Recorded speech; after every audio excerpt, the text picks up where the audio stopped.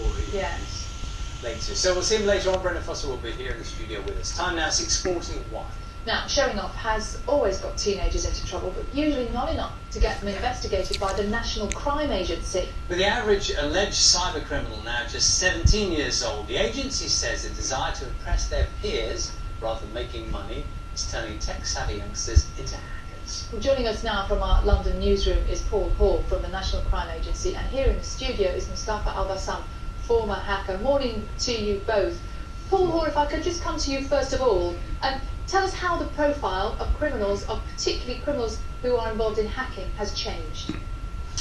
Well, I'm not sure the profile of people involved in hacking has changed. It's just a different pathway into crime for this type of crime for young people than it would be for more traditional crimes. And there is an ease of access to, as the report says, to tools which allow deployment for cybercrime purposes, and it just allows young people to get into crime a little bit easier than they would do on more traditional crime types. But the report suggests that they're not getting involved in it for any financial gain, but perhaps maybe just to show off to their friends. Is that something you would agree with? I think that's certainly the evidence that we've collected would suggest that, although later on in criminal careers the financial motivation does kick in, but the actual initial interest in hacking and cybercrime type typologies actually starts not from a financial motivation. It starts from a peer pressure and a need to be accepted. Well, Mustafa's here with us on set. Very good morning to you, Mustafa. You are someone who was found guilty of computer misuse hacking.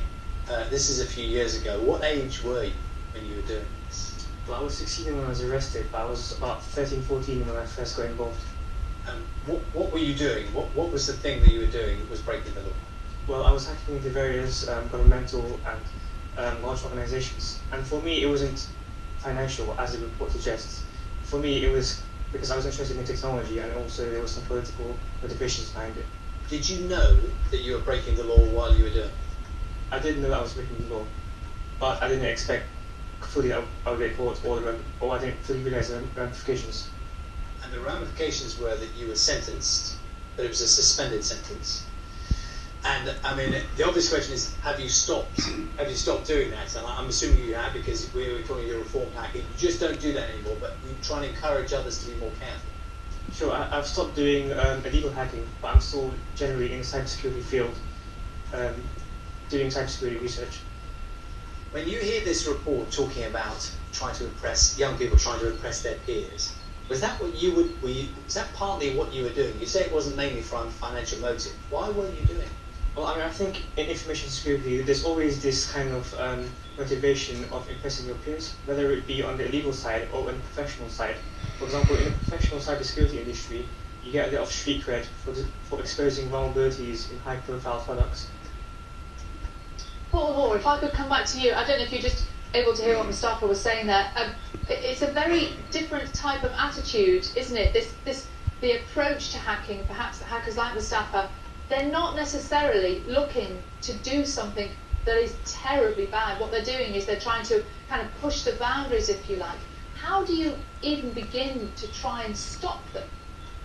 Well, I think Mustafa makes a really good point in that he didn't understand that what he was doing was actually criminal, and I think a lot of people who actually get involved in minor levels of cybercrime or start on a cyber criminal career don't even understand that the implications and what they're actually doing. So at the agency we're doing a lot of work with through the Department of Education and trying to pass the message on to young people to understand some of the implications of what goes on. Paul, can I just ask you, sorry to interrupt, can I ask you what the implications are? Well, the skill sets that these young people have are hugely valuable and marketable in non-criminal careers, and we need to channel those to support e-commerce, to support the country, because there's a lack of skills in cyber security and cyber skills, but it's trying to get the people to understand that if there are a lot of jobs out there in that field, but actually getting one of them once you have a criminal conviction is more challenging. And Mustafa, can I just ask you, once you know you have the skills to be able to hack into things illegally, and you know you have those skills, is it hard not to? Well, I mean, I think it kind of depends on your motivation. I mean, as a teenager or a very young person, it's kind of thrilling to be able to break into systems and discover interesting things about them. Because you've got into a place you shouldn't be. Exactly. And also, it's kind of just it's a bit of a game, it's a bit of a challenge. And I think people find that very appealing. Mustafa, thank you very much for your time this morning. And Paul Hoare from the Cyber Prevent and Protect unit, thank you for your time as well. 6:47.